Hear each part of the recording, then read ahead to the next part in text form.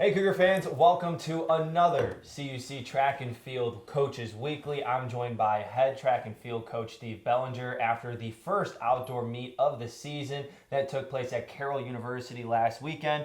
A lot of strong finishes, a couple podium finishes. We also had a school record be broken as well. We'll get all into that in just a few moments, but what are your overall first impressions from the first outdoor meet? Yeah, great. Rust buster. I mean, anytime the first meet outdoors, you gotta shake some stuff off. I mean, now you're dealing with some more elements with the wind, with the cold, traveling up to Wisconsin, trying to get some faster times and, bigger performances. It can be challenging, but overall good meet.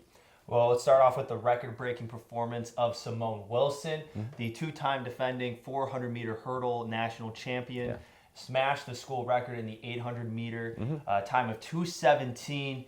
How good does it feel to say Simone Wilson is back in Marine? It's good. It's good. Yeah, she had a good time. I mean, that 800 is not her event. It's actually the first time she's run it outdoors. She's only run it one or two other times, so she's kind of new to it as far as race strategy, but yeah, no, I mean she ran well and she pushed herself, and once again that win was a factor.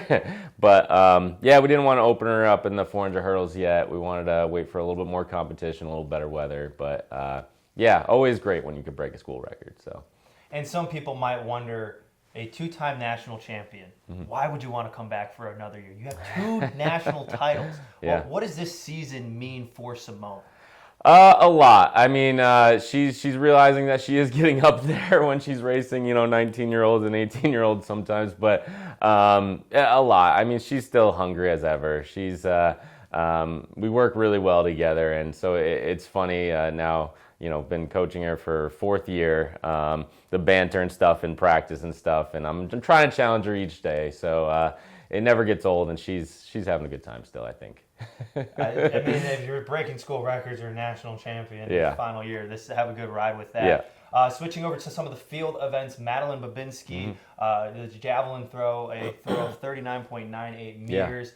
And she's the defending conference champion. First place finish at the first outdoor meet. Yeah. In the indoor season, we talked with Coach Chizzo as well. She had to change up her technique a little bit with the shot put and everything. But for her to be back in action outdoor with the event that she won in the conference, what is that like for her? Yeah, she loves the jav. Yeah, and that throw was actually 8th in the country too. So it was a big time performance into a less than ideal situation in meet. So really happy with that. Shot, could have gone a little better, but it was the last event of the day. It's a long day. Those track meets can be tough. So when you're out there in the elements, just sitting around or waiting in between events, everyone was pretty tired if you look at the field. So that field was very competitive, and nobody threw really well in the shot. But she was still really tough throughout the day, staying focused for hours and hours on end, and still coming back with a top 5 performance at a big meet and shot. So yeah, we're excited for her. And then close out everything on the men's side, Gustavo Alvarez, the pole vaulter. Talk about windy conditions, so not ideal for a pole vaulter, but he's still able to finish on podium, third place. Broke the school record a couple times last year. And it's one of those things where, beginning of the year, he wasn't too far off of that mark, but again, weather a little bit of a factor. How many times do you think we might see him break that record again? Yeah, that was a rust buster. I mean, he hasn't competed in over a year, so he's getting back into it, and we're trying to get him on some bigger poles, so that way, we're not just creeping at that higher mark, but kind of blasting through it. So he's due for some big things. We just need a couple meets under our belt. So he also has the conference record. So we're hoping to defend that this outdoor season, and a little bit better competition. Aurora has a very good vaulter. Norbert has a good vaulter. So we'll see. Well, a lot to look forward to in the indoor season. You have a weekend off, and then you'll be back in competition in the following weekend. With this time off and the learning curve, you talked about Gustavo. This was a brush off the rust kind of event, but you also had your successes from some of your runners as well.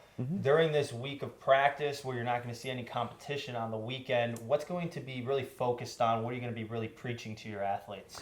Yeah, stay hungry throughout this Easter weekend. Try not to go home and do nothing. We have some things planned, but But yeah, stay focused. It is a long, grueling year. So as long as they can keep working hard, showing up every day, and putting everything in, we're going to be good. So, yeah.